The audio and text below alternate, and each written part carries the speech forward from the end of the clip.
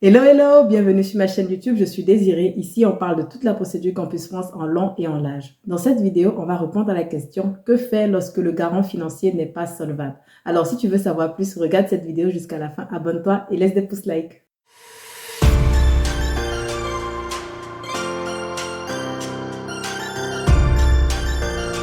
Alors, mes chers amis, si vous avez entamé votre procédure de demande de visa et que vous avez besoin d'aide pour trouver un logement ici en France ou encore pour monter votre dossier ou pour prendre rendez-vous à l'ambassade de votre pays, n'hésitez pas à nous écrire à info@study-du6ebaude.me ou à nous écrire ou nous appeler au +33 07 45 20 30 88. On se chargera de vous accompagner dans les meilleures conditions. Alors, avant de vous dire ce qu'il faut faire lorsque le garant financier n'est pas solvable, on va d'abord définir ensemble ce que c'est qu'un garant financier solvable ou pas.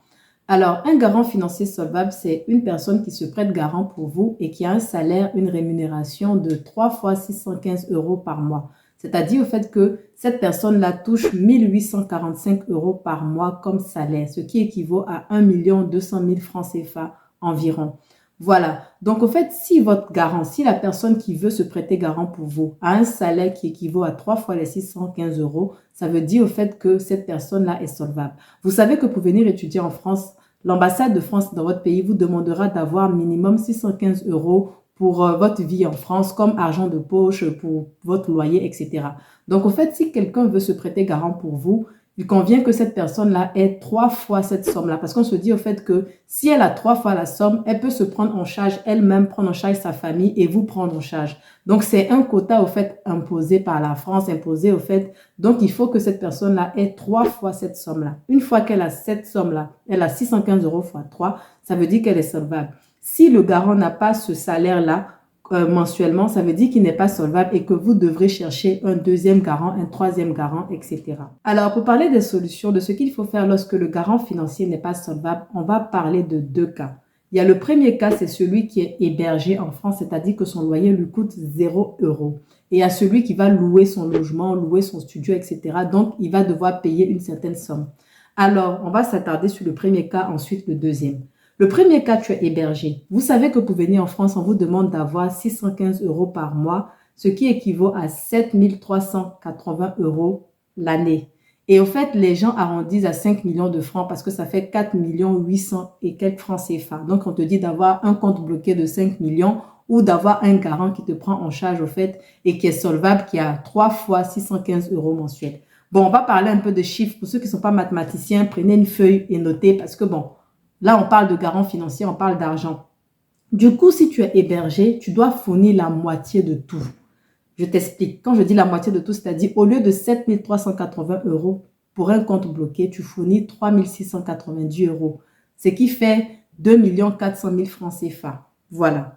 Maintenant, si tu as un garant financier, il faut qu'il ait un salaire qui est la moitié des 1 845 qu'on demande. C'est-à-dire, au lieu de fournir 615 fois 3, tu vas fournir la moitié de 615, ça fait 307,5 fois 3. Donc, ton garant devra avoir 900 et quelques euros si tu es hébergé.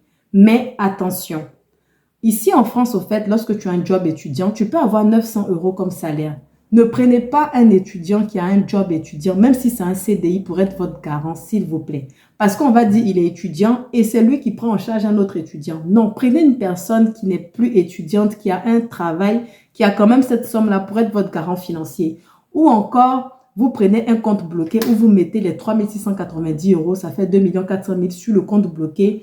Et vous prenez les papiers qui prouvent que vous êtes hébergé, attestation d'hébergement, les factures, la taxe foncière, tout ce que vous voulez, les quittances de loyer. Vous allez avec ça à l'ambassade. Si tu es hébergé, voici ta situation, voici ce que tu dois faire. Donc, quand tu es hébergé, au fait, lorsque tu parles de garant financier solvable, tu dois fonctionner à moitié. Tout doit être moitié dans ta tête. Tu ne dois pas te dire, je dois chercher quelqu'un qui a 5 millions obligatoirement. Tu dois chercher quelqu'un qui a la moitié. Maintenant, si tu as quelqu'un qui a 5 millions, c'est bien, c'est waouh. Comme ça, au moins, ton dossier est encore plus solide. Si tu as quelqu'un qui a même plus que 5 millions, plus que les 7 000, c'est très bien.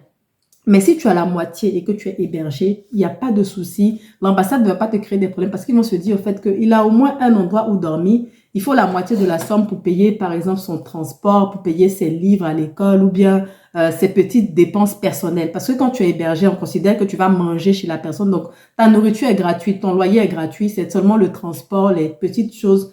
Donc, l'ambassade ne va pas trop te demander. Donc, si tu es hébergé en France, c'est-à-dire que tu vas dormir chez quelqu'un gratuitement, ton cas n'est pas le même cas que celui qui va louer son bien.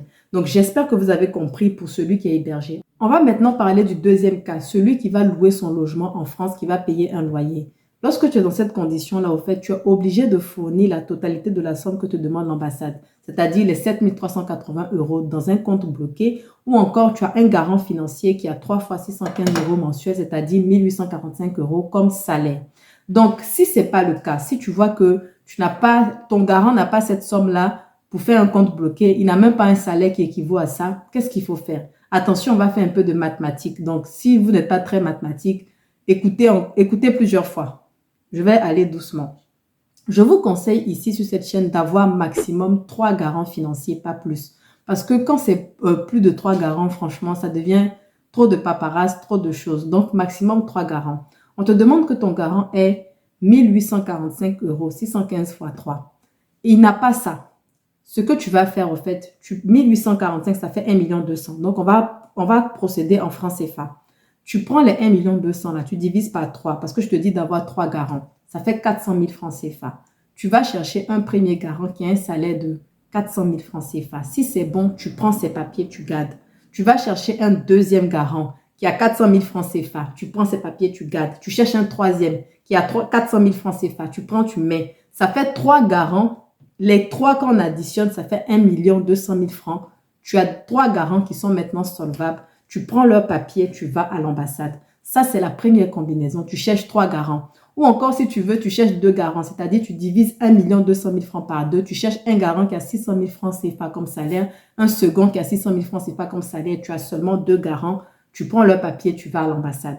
Donc, voici la combinaison garant, garant, garant, si vous voulez. Donc, c'est la première solution que je vous propose. Alors, moi, j'ai pris des chiffres ronds pour faciliter les calculs, mais vous pouvez avoir un garant qui a peut-être 1 million de francs comme salaire, un second garant qui a 200 000 francs, et quand on additionne, ça fait 1 200 000, soit la somme qu'on demande, voilà.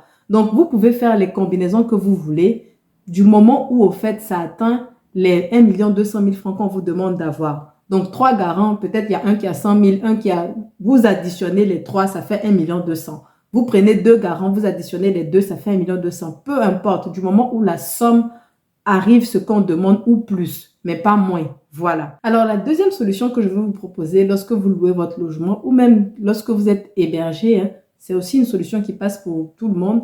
Vous pouvez avoir un compte bloqué et un garant financier. On vous demande de fournir 7 380 €. Vous avez un compte bloqué de la moitié et vous cherchez un garant pour vous prendre en charge pour la moitié. Ou encore, vous avez un compte bloqué avec les 2 tiers, vous cherchez un garant pour vous prendre en charge pour les 1 tiers. Vous procédez comme vous voulez du moment où la totalité fait les 7 380 € qu'on demande si vous louez votre logement ou les 3 690 si vous êtes hébergé. Vous faites toutes les combinaisons possibles. C'est tout à fait légal et possible d'avoir un compte bloqué et un garant financier. Maintenant, pour donner mon point de vue, moi, au fait, je préfère les comptes bloqués. Je n'aime pas trop les histoires de garants financiers. Pourquoi? Parce qu'au fait, celui qui a un compte bloqué, la banque voit que l'argent est dans le compte. On vous a fait un AVI. Ils sont plus rassurés de vous donner le visa. Mais quand vous avez un garant, c'est vrai qu'on voit ses fiches de paie, on voit ses avis d'imposition, mais sait-on jamais, il peut perdre son travail, il peut ne plus vous prendre en charge, etc. Donc, ils sont un peu plus sceptiques. La plupart du temps, depuis que j'accompagne les étudiants, ceux qui ont un compte bloqué et qui ont les admissions, qui ont tous les documents, ils ont leur visa rapidement. Mais c'est ceux qui ont des garants financiers là. L'ambassade peine au fait à vous donner le visa parce qu'ils sont un peu sceptiques. Mais si vous procédez avec les garants financiers, il n'y a pas de souci. Si vous procédez avec le compte bloqué, mais je vous donne mon point de vue. Moi, je préfère un compte bloqué, je préfère un AVI et puis on n'en parle plus par rapport à chercher un garant, un autre garant, un autre garant. Alors, pendant qu'on y est, au fait, j'ai aussi une autre solution à vous proposer. Des fois, quand on veut venir étudier en France et qu'on en parle à la famille, il y a souvent une tante qui dit « je peux donner 100 000 francs CFA », un oncle qui dit « je peux donner 1 million ». Vous avez besoin au fait de 5 millions de francs, 4 800 000, voilà, pour faire le compte bloqué. Ce que vous pouvez faire au fait, c'est procéder un peu comme une sorte de tontine ou bien une sorte de cotisation, c'est-à-dire tante Germaine donne ce qu'elle a, tonton Paul, etc. Tous les oncles, là, les tantes, les parents Chacun donne ce qu'il a, ça fait la somme. Vous réunissez, vous allez faire le compte bloqué. Comme ça, vous avez un compte bloqué. Vous finissez seulement l'AVI. Vous êtes tranquille, vous faites votre demande de visa. Personne ne saura que derrière, c'est la contribution de toute la famille, de toutes les nièces. Ça, c'est vous qui savez comment vous avez fait pour avoir votre somme. Vous avez juste réuni les sommes nécessaires et vous avez fait votre AVI, votre compte bloqué avec. Ça, c'est aussi une solution. C'est pas parce que la personne n'a pas un salaire, mais si elle peut vous donner la somme, vous prenez, vous faites le compte bloqué. Maintenant, pour les garants, vous prenez, comme je vous ai dit, 1, 2, 3 garants et vous faites les documents avec. Donc, voici des solutions. Maintenant, si vous venez étudier en France dans des universités privées, on vous demande de fournir 7 380 €. Ce n'est pas pour votre scolarité. Ce n'est pas pour payer la scolarité. Les 7 380 €, c'est pour le loyer, pour la nourriture, pour toutes les charges. Donc, lorsque tu viens au privé, il faut que tu aies les 7 380 € plus la somme de ta scolarité. Donc, il ne faut pas te dire que je fournis seulement les 7 380 € et puis je vais avoir mon visa. Non, non, non. Si tu viens au privé, tu dois fournir les 7 380 € plus la somme de ta scolarité annuelle. Pas seulement le premier versement de l'université. Donc, faites attention, surtout pour ceux qui optent pour le privé parce qu'ils n'ont pas eu des admissions sur Campus France. Vous devez avoir les 7 380 plus la scolarité annuelle. Je voulais vraiment préciser cela. Maintenant, si vous venez au public, voilà, c'est les autres situations qui vous concernent. J'espère vraiment que cette vidéo vous aidera. On a parlé de chiffres, c'était un peu technique. Écoutez, réécoutez. Et si je n'ai pas été claire, posez des questions ou envoyez-moi des messages sur WhatsApp au +33 07 45 20 30 88 ou encore par mail à info@study-du6ebod.me. Et si vous avez besoin d'accompagnement, n'hésitez pas aussi à nous contacter via ces différents canaux-là et on se fera un plaisir de vous accompagner. Donc, on se dit à bientôt pour une autre vidéo. Bye bye!